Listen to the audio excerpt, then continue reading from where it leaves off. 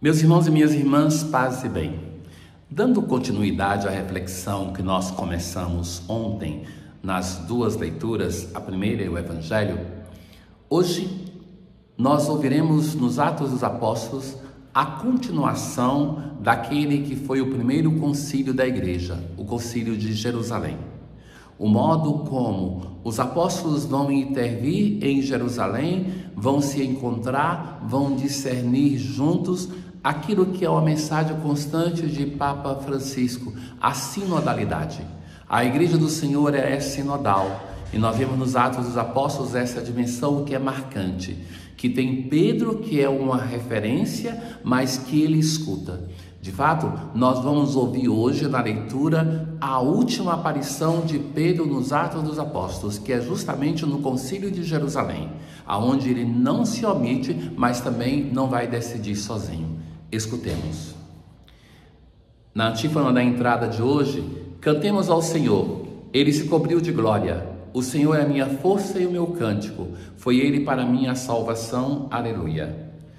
Na primeira leitura de hoje é a continuação quando Paulo e Barnabé chegam em Jerusalém com representantes da comunidade de Antioquia. Depois de uma longa discussão, Pedro se levantou e vai recordar aquele episódio de Cesareia, quando o Espírito Santo veio sobre Cornélio, antes mesmo de ele ser batizado, que o Espírito Santo vai preparar todo o percurso para que um pagão receba o batismo e se torne um cristão. Então, Pedro vai dizer assim: Deus me escolheu do vosso meio para que os pagãos ouvissem de minha boca a palavra do Evangelho. Pedro vai se apresentar como aquele que de fato é, que vai anunciar o Evangelho entre os pagãos. Deus, que conhece os corações, testemunhou a favor deles, dando-lhes o Espírito Santo, e não fez nenhuma distinção entre aqueles, os apóstolos, e aqueles do mundo pagão. Ou seja, que Pedro está dizendo, nós não podemos contradizer o Espírito Santo. Aquilo que ele fez em Cornélio, Pedro mesmo disse na ocasião, eu não podia fazer diferente. Julgo que nem nossos pais e nem nós mesmos tivemos força para suportar a lei mosaica. É pela graça do Senhor Jesus que acreditamos ser salvos. Ou seja, que é inútil estar impondo a lei mosaica se eles mesmos não conseguiram cumpri-la. Aquilo que o apóstolo Paulo depois vai desenvolver muito bem, dizendo que assim, já que o povo de Israel não conseguiu cumprir a lei mosaica, Deus envia a sua graça. E é pela graça de Cristo que nós somos salvos e não pelo cumprimento da lei. Barnabé e Paulo então vão dizer sobre os sinais e prodígios que o Senhor estava fazendo entre os pagãos. E por fim Tiago, que vai fazer uma síntese e vai dizer assim que Simão acaba de nos lembrar como desde o começo Deus se dignou tomar homem das nações. Com isso se cumpre as palavras do profeta, onde Deus manifesta o desejo de unir todos os povos em torno de si mesmo. Por isso eu sou do parecer que devemos parar de importunar os pagãos. Veja que é interessante esta frase. Devemos parar de importunar, de colocar sobre eles um peso que nem mesmo os judeus suportavam. E que somente vamos pedir para eles algumas coisas. Evitem o que está contaminado pelos ídolos, de comer aquilo, as carnes, os alimentos que eram oferecidos aos ídolos. Evitar as uniões ilegítimas. Evitar comer carne de animal sufocado e o uso do sangue.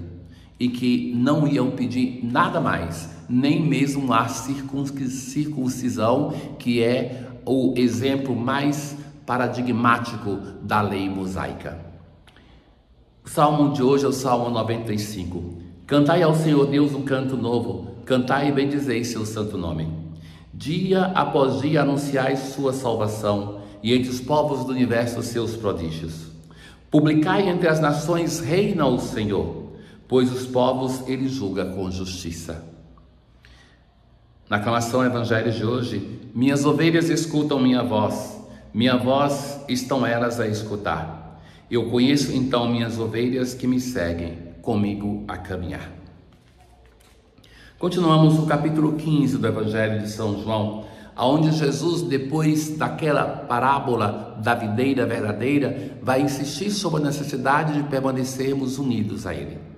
Mas ontem, no Evangelho, Jesus fala de um modo presente, que com o imperativo para agora, e hoje no Evangelho ele vai falar dos frutos desse estar unidos ao tronco, como os ramos estão unidos ao tronco da videira.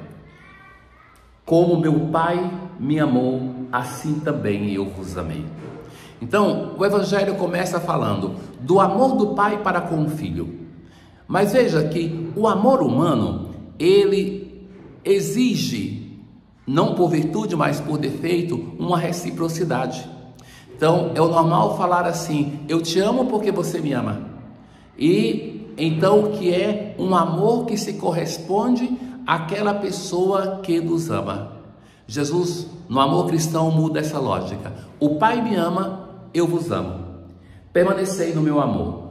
E como é que se permanece no amor de Jesus? Já ouvimos isso. Quando nós guardamos os seus mandamentos. Se guardardes os meus mandamentos, permanecereis no meu amor, assim como eu guardei os mandamentos do meu Pai e permaneço no seu amor. Eu vos disse isso para que a minha alegria esteja em vós e a vossa alegria seja plena. Como começou esse discurso de Jesus? Não se perturbe o vosso coração. Tende fé em Deus, tende fé em mim também. A perturbação que provocava uma inquietação no coração dos discípulos nascia de duas coisas. A primeira, quando Pedro vai dizer que nunca trairia Jesus, e Jesus vai dizer: não, pois antes que o galho cante, você vai me negar 3 vezes. A segunda coisa, os apóstolos percebem que está se aproximando o momento da morte. Então, por este motivo, eles ficam perturbados, inquietos, entristecidos. Hoje no Evangelho, Jesus vai dar para eles um dom. Eu vos disse isso para que a minha alegria esteja em vós e a vossa alegria seja plena. Como é a alegria de Jesus? A alegria de Jesus é baseada não em coisas extraordinárias, mas nas coisas simples da vida. Jesus é capaz de ter alegria, de vibrar, porque o reino de Deus está acontecendo, por ver a beleza dos lírios do campo, dos pássaros do céu, por ver as crianças que se aproximam para serem abençoadas. Jesus não busca as coisas que são extraordinárias, custosíssimas, às vezes baseada no sofrimento de outras pessoas que produzem e que não podem usar. Mas ele colhe a bondade e a beleza de Deus que se manifesta em todas as situações. E é esta alegria radical, que não depende de coisas, não depende de pessoas, mas depende de uma união com o Senhor, é esta alegria que Jesus quer deixar para nós. Para que a nossa alegria seja plena, para que os apóstolos possam superar a tristeza, que é a alegria que devem viver quando o Senhor não estiver mais presente. Lembremos-nos que depois desse discurso que nós escutamos agora, depois que celebramos a paixão, morte e ressurreição, a liturgia abre essa página, porque agora sim nós podemos compreender o discurso que Jesus fez antes do mistério pascal, porque nós já vivemos o mistério pascal. Para que a vossa alegria seja plena, para que não seja cambaleante diante do envelhecimento, da doença, da traição, da dor, do ódio, das guerras, mas uma alegria que sobreviva às intempéries deste mundo, para que nós possamos estar plenamente unidos ao Cristo, para que a sua seiva de vida, de paz, de alegria, de fé, possa percorrer tudo aquilo que nós somos, tudo aquilo que nós temos e fazemos. Ó Deus, vossa graça nos santificou quando éramos pecadores e nos deu a felicidade quando infelizes. Vinde em socorro das vossas criaturas e sustentai-nos com vossos dons, para que não falte a força da perseverança àqueles a quem destes a graça da fé. Tenham todos um bom dia. O Senhor esteja convosco, Ele está no meio de nós. Abençoe-vos o Deus Todo-Poderoso, o Pai, o Filho e o Espírito Santo. Paz.